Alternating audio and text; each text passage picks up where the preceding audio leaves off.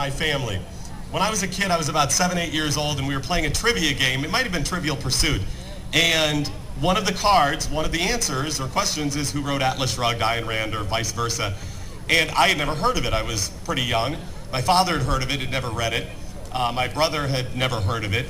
So it had come up a handful of times. We'd make references to it because we had never heard of this book. And throughout my life, this book kept coming up. I would meet people and it would come up in topic of conversation. And I started to read it. And I started to read it again.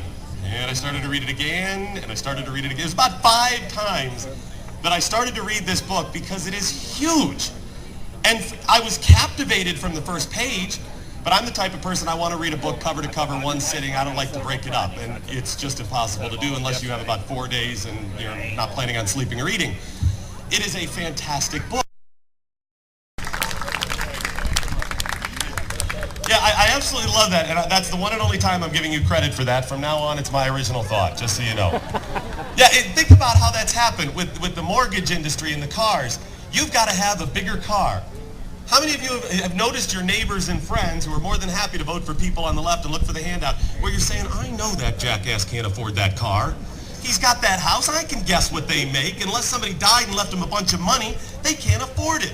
So we're told that those poor people ought to go out and get more than they have earned, deserve, or have the ability to pay for. You should give up some of your money so they can have it. They need the bling, the big house, the big car, all of that. But then when you get it, you're supposed to give it to somebody else. That's what Chris's point was, and I absolutely love that. It is completely contradictory. The truth is, they just want it from you. They just want you to spend your money on somebody else.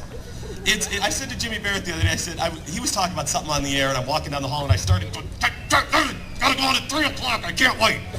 I was getting all ticked off at something he said, and I go, Jimmy, he walked to the studio, did you ever notice that anybody that you owe money to is a jackass?